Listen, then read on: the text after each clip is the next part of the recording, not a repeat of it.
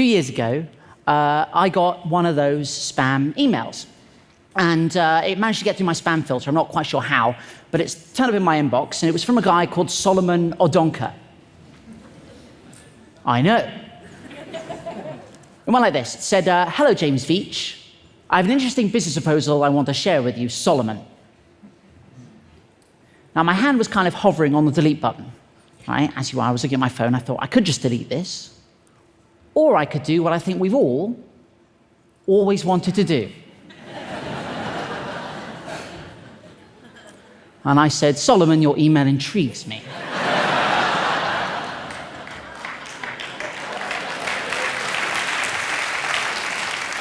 And the game was afoot. He said, Dear James Veitch, we shall be shipping gold to you. You will earn 10% of any gold you distribute.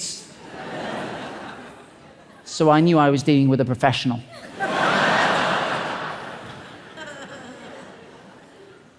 I said, how much is it worth? He said, we will start with a smaller quantity. I was like, ah. And then he said, of 25 kilograms. The worth should be about 2.5 million. I said, Solomon, if we're going to do it, let's go big.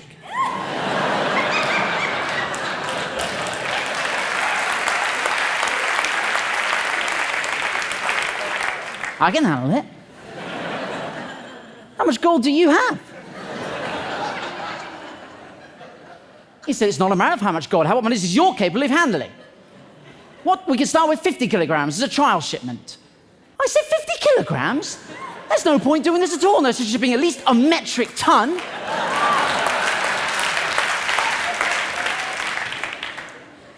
So what do you do for a living?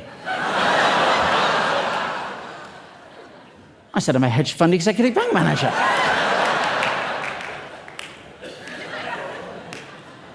This isn't the first time I've shipped bullion, my friend. No, no, no. Then I started to panic. I was like, now look, where are you based? I don't know about you, but I think we're going via the postal service. It ought to be signed for. Right, that's a lot of gold. He said, it will not be easy to convince my company to do a larger quantity shipment. And I said, Solomon, I'm completely with you on this one. I'm putting together a visual for you to take into the board meeting. Hold tight.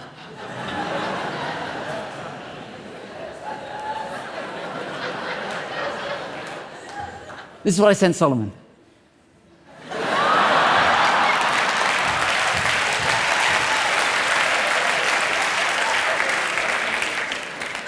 I don't know if we have any statisticians in the house, but there's definitely something going on.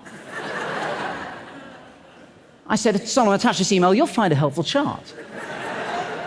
I've had one of my assistants run the numbers. We need to be shipping as much gold as possible. There's always a moment where they try to tug your heartstrings, and this was it for Solomon. He said, I will be so much happy if the deal goes well, because I'm going to get a very good commission as well. And I said, that's amazing. What are you going to spend your cut on?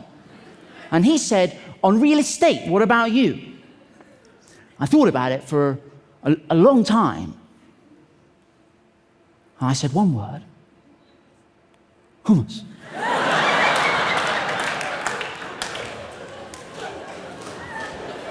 It's going places. I was in Sainsbury's the other day, and there are like 30 different varieties. Also, you can cut up carrots, and you can dip them. Have you ever done that? Solomon! He said, I have to go to bed now.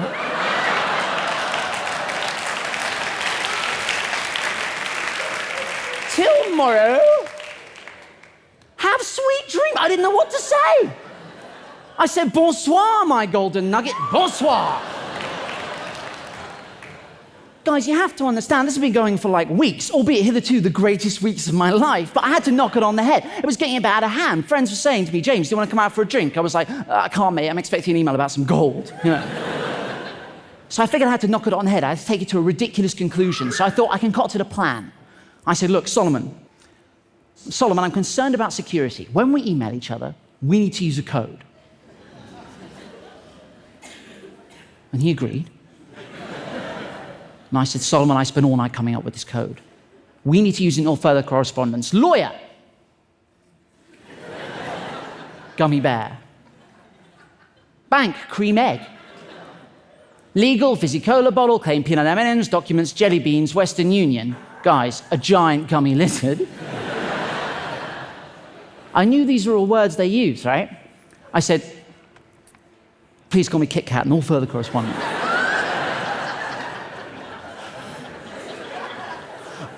I didn't hear back. I thought, I've gone too far. I've gone too far. So I had to backpedal a little bit. I said, look, Solomon, is the deal still on? Kit Kat. Because you have to be consistent. Then I did get an email back from him. He said, the business is on, I'm trying, blah, blah, blah, blah, blah. I said, dude, you have to use the code. What followed is the greatest email I've ever received. I'm not joking. This is what turned up in my inbox. This was a good day. The business is on. And I'm trying to raise the balance for the gummy bear.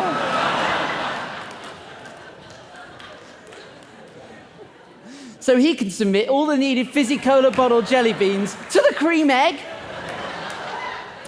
for the peanut M&Ms process to start.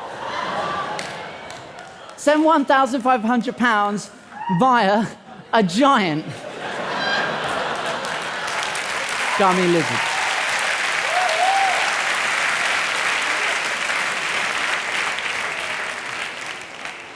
And that was so much fun, right, that it got me thinking, like, what would happen if I just spent as much time as I could replying to as many scam emails as I could?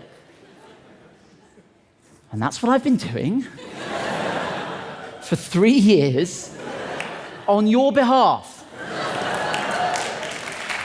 Yeah. Let me tell you, crazy stuff happens when you start replying to scam emails. It's really difficult, and I highly recommend we do. I don't think what I'm doing is mean, right? There are a lot of people out there who do mean things to scammers. I don't think what I'm doing. All I think I'm doing all I'm doing is wasting their time. Right? And I think any time they're spending with me is time they're not spending scamming vulnerable adults out of their savings, right?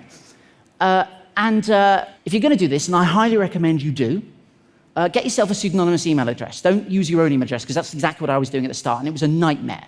Because, I'd wake up in the morning and have like 1,000 emails about penis enlargements, only one of which was a legitimate response to a medical question. But I tell you what, though, guys, any day is a good day. Any day is a good day if you receive an email that begins like this. I am Winnie Mandela, the second wife of Nelson Mandela, the former South African president. I was like, oh, that Winnie Mandela. I know so many. I need to transfer $45 million out of the country because of my husband Nelson's health condition. Let that sink in. She sent me this, which is hysterical. And this looks fairly legitimate. This is a letter of authorization, but to be honest, if there's nothing written on it, it's just a shape. I said, Winnie, I'm really sorry to hear of this. Given that Nelson died 3 months ago, I describe his health condition as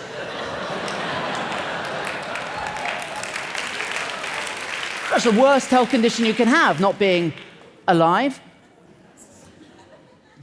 She said, kindly comply with my banker's instructions. One love. I said, of course, no woman, no cry.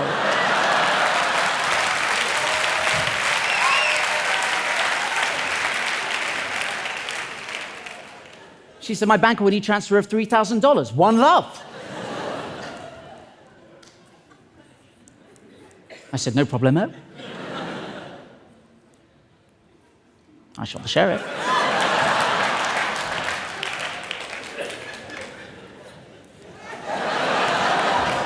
Thank you.